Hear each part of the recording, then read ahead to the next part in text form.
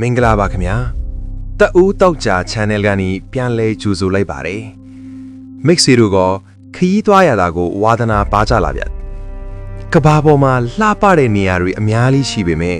တချို့နေရာတွေကတော့တာမန်လူတွေကိုခြေချခွင့်လုံးဝမပြုပါဘူးအဲ့ဒီနေရာတွေကိုတိတ်တဆိတ်ခိုးဝင်ဖို့ကြိုးစားရင်ထောင်ကြနိုင်တယ်ဒဏ်ငွေရိုက်ခံရနိုင်တယ်အဆိုးဆုံးကတော့အသက်ပါဆုံးရှုံးသွားနိုင်ပါတယ်ဗျအစိုးရတွေကဘာတွေဖုံးကွယ်ထားလို့ဒီနေရာတွေကိုပိတ်ပင်ထားတာလဲဒီနေ့မှာတော့ငွေဘလောက်ပေးတွားရောက်ခွင့်မရနိုင်တဲ့ကဘာပေါ်ကအန်ဒီရဲ့အရှိဆုံးပိတ်ပင်ထားတဲ့နေရာ၅ခုအကြောင်းကိုတင်ဆက်ပေးသွားပါမယ်နံပါတ်5ကတော့အမေရိကန်နိုင်ငံနာဝါဒတဲကန်ဒါယာထဲမှာရှိတဲ့ Area 51ပဲဖြစ်ပါတယ်ဒီနေရာဟာကဘာပေါ်မှာလုံခြုံရေးအတင်းကျပ်ဆုံးစစ်ခန်းတစ်ခုပါဒီနေရာရဲ့ပတ်လည်မှာ use of deadly force တနက်ဖြန်ပစ်ခတ်ဖမ်းဆီးခွင့်ရှိသည်ဆိုတဲ့ဆိုင်းဘုတ်တွေချိတ်ဆွဲထားပါတယ်ဗျကော်လာဟလတွေအရဆိုရင်တော့ဒီနေရာဟာဂယိုဒေါ်တွေနဲ့ UFO ယင်းပြန်တွေကိုဖမ်းဆီးပြီးလွတ်ဝှေ့စမ်းတက်နေတဲ့နေရာလို့ဆိုကြပါတယ်ဒါကြောင့်ဒီနေရာကိုဝင်ဖို့မပြောနဲ့နားကပ်သွားရင်တောင်လုံခြုံရေးတွေကချက်ချင်းဖမ်းဆီးခေါ်ဆောင်သွားမှာဖြစ်ပါတယ်နံပါတ်4ကတော့တရုတ်နိုင်ငံကချင်းရှီဟွမ်ဘရင်ကြီးရဲ့ဂူသင်းချိုင်ဖြစ်ပါတယ်။သူ့ရဲ့ဂူဘေးပတ်လည်မှာရှေးအောင်စစ်တရေလိုရုပ်တုပေါင်းထောင်ကြီးကိုတူးဖော်တွေ့ရှိခဲ့ပေမဲ့ဘရင်ကြီးရဲ့အလောင်းရှိတဲ့အဓိကဂူသေးကိုတော့ဘယ်သူမှဝင်ခွင့်မရှိပါဘူး။ပထမအချက်ကတော့ရှေးအောင်အမျိုးအညစ်တွေပျက်စီးသွားမှစိုးရင်လို့ဖြစ်ပြီးဒုတိယအချက်ကတော့ဒီဂူသေးမှာပြစ်ဓာလို့ခေါ်တဲ့အစိတ်မြစ်ချောင်းကြီးစီးဆင်းနေလို့ဖြစ်ပါရဲ့ဗျ။ဒါအပြင်ကျူးကျော်တွေကိုပစ်တက်ဖို့အတွက်ရှေးအောင်ဒူးလေးများစက်ခလုတ်တွေလည်းတက်ဆင်းထားတယ်လို့မှတ်တမ်းတွေမှာဆိုထားပါတယ်ခင်ဗျာနံပါတ်3ကတော့အီတလီနိုင်ငံကတရေကျွန်းလိုနာမည်ကြီးတဲ့ပိုဗက်ဂလီယာကျွန်းဖြစ်ပါတယ်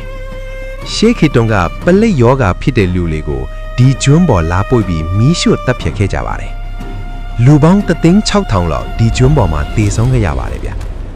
နောက်ပိုင်းမှာစိတ်ကျမ်းမာရေးဆေးရုံလာဆောက်ပြန်တော့လေဆရာဝန်တဦးကဝင်းရင်တွေ6လန့်တာကိုမခံနိုင်တော့ပဲမြောင်စင်ပေါ်ကနေခုန်ကြပြီးကိုတက်သေးပြန်ပါတယ်ဗျဒေတာခန်တွေကတော့ဒီဂျွန်းနာကဖျက်သွားရင်ညဘက်ဆိုယူအော်တန်တွေညီးညွတ်တန်တွေကြားသုံးမဲ့လို့ဆိုကြပါတယ်အခုအချိန်မှာတော့ဒီဂျွန်းကိုတွားရခွင့်လုံးဝပိတ်ပင်ထားပါတယ်နံပါတ်2ကတော့ဘရာဇီးနိုင်ငံရဲ့ Ilha de Guaimada Grande လို့ခေါ်တဲ့မြို့ကျွန်းပဲဖြစ်ပါတယ်ကဘာပေါ်မှာအန်ဒီရဲ့အရှိဆုံးကျွန်းတစ်ခုပါဗျဒီကျွန်းပေါ်မှာခြေချလိုက်တာနဲ့1မီတာပတ်လည်မှာအစိတ်ပြင်းမျိုးတစ်ကောင်ကနေ9ကောင်လောက်အထိရှိတတ်တယ်ဗျဒီကျွန်းပေါ်က Golden Lancehead လို့ခေါ်တဲ့မျိုးတွေဟာသူတို့ရဲ့အစိတ်နဲ့ပေါက်လိုက်ရင်လူအသားတွေအရေပြိုးကျသွားတဲ့အထိပြင်းထန်ပါတယ်ဗျတစ်ချိန်လုံးကမီးပြင်းတာစောင့်တဲ့မိသားစုတစ်ခုဒီကျွန်းပေါ်မှာနေထိုင်မှုပါတယ်ဒါပေမဲ့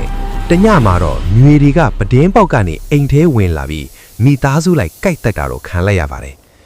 အခုဆိုရင်ဘရာဇီးရေတက်တလောက်ပဲဘသူမှသွားခွင့်မရှိတော့ပါဘူး